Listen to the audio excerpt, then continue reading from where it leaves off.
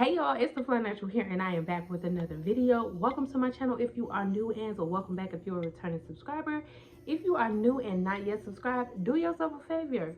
Do yourself a favor and hit that subscribe button and join the family because you'll like it here. Unless you have questionable taste, then I don't know what to tell you.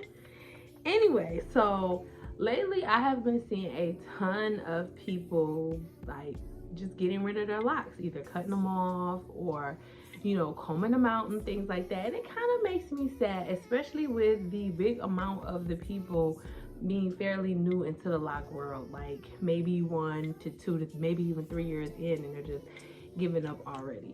So I wanted to make a video for people that may be contemplating starting your lock journey and some things that you might want to think about prior to, especially if you're thinking about doing micro locks, because micro locks is a whole different type of ball game when it comes to locks.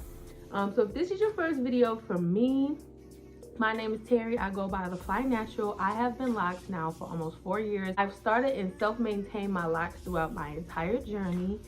So I feel like that I got a little bit of expertise so that I can share these things with you. Because when you lock your hair, whether you get it professionally locked or you locked it yourself, it is a lifestyle change, and it's some things that you really have to think about and consider prior to you getting one. Let's just get into the 5 things that I think you should consider before you lock your hair. So the first thing you need to consider is shrinkage. Now, if you are a type 4 hair girly, you already are familiar with shrinkage. But when you lock your hair, you have to think about that shrinkage times 10. Especially if you are a 4C girly, then you got to think of that shrinkage times 20. Because when I started my hair was collarbone length prior to locking it. And when I locked it, maybe the next day it went from my collarbone up to my ear. And I felt like a bald-headed little scallywag because the shrinkage has gotten that bad. And when you lock your hair, it's going to take some time for your hair to actually drop, because in order for your hair to lock up, it has to intertwine and mat together, and it causes a lot of shrinkage. So for me right now, I'm able to put my hair in this beautiful bun, and when I take it down, it's a little bit past collarbone length. And like I said, I'm almost 4 years in. It took a little time for my locks to drop and for me to see that length. So if you're not about that shrinkage life, or seeing your hair go from one length to another drastically is something that shakes you up, you may want to reconsider locks. The next thing that goes along with the shrinkage is the frizz. Now, frizz can stay throughout the longevity of your lock journey, and it's like no matter what you do, you're going to have some level of frizz within your hair on some level. And when you first start out your lock journey, that frizz is at 1,000, because your hair is trying to figure out what to do and what's going on, and it's trying to find its place within your locks. So things are going to get fuzzy, things are going to get frizzy. It's going to look like a walking fuzz ball for a period of time when you first start off your locks. Yeah, and if that's something that you can't handle, getting locks is not for you, because the frizz is inevitable. It's going to come. The next thing that kind of combines both the frizz and the shrinkage is the ugly stage of locks. Now, me personally, I don't think that there was an ugly phase to locks, and I say this every time because I feel like getting locks is a journey. So each part of that journey is significant to the process overall. So it's like trust the process. But a lot of people feel like the ugly stage is the hardest for them, because that's the time that you are taking to get to know your hair with locks. That's the time that you are taking to get to know the frizz, to get to know the shrinkage, to get to know yourself with this particular style. The whole stage of the process of having locks, I feel, is definitely necessary because it helps grow your love and your appreciation for your locks. But a lot of people don't see it like that. A lot of people, when they go through that ugly phase, they feel ugly, they don't feel desirable, and they feel like having locks isn't worth it at that point because they don't feel as beautiful as they were, and they just go ahead and cop out at that stage because it's too much for them.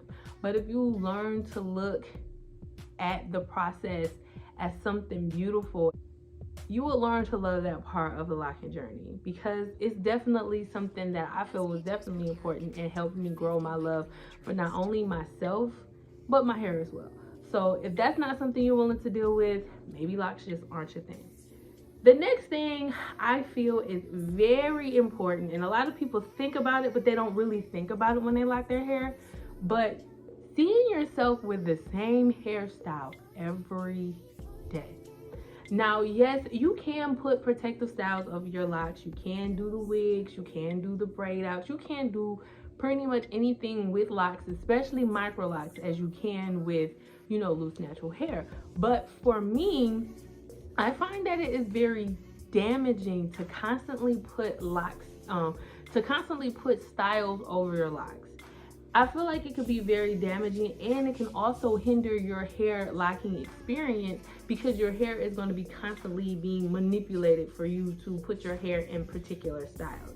So part of the locking process for me is growing to love yourself with that, with your locks, and loving yourself, seeing yourself with that same style over and over and over, because that's what locks is. It's kind of like a semi-permanent hairstyle, but you have to take it for what it is. And if you're a girl or guy who loves to just change up their hair all the time, then maybe having locks isn't for you, because it can do more harm to your locks than good in the long time if you are constantly putting styles over them, if you're constantly covering them up.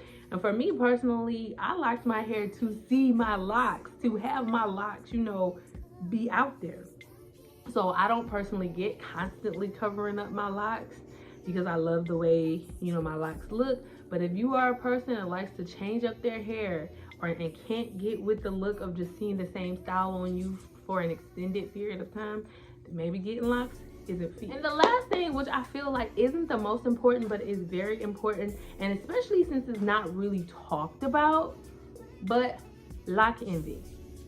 Lock envy is one of the quickest ways to kill your lock journey. Constantly comparing your locks to somebody else and how their locks look and how their locks progressed over the years versus yours is the quickest way to just stunt your own journey and to make you give up on your hair.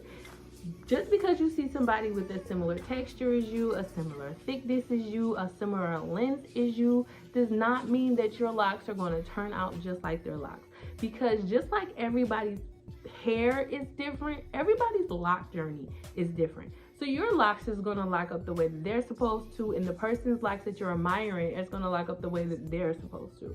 So if you constantly compare yourself in your locks and your journey to somebody else's locks and somebody else's journey, it's going to make you come down hard on yourself, and you're more than likely going to quit your lock journey because you're not going to live up to somebody else's expectation, because that's not your journey, that's not your hair.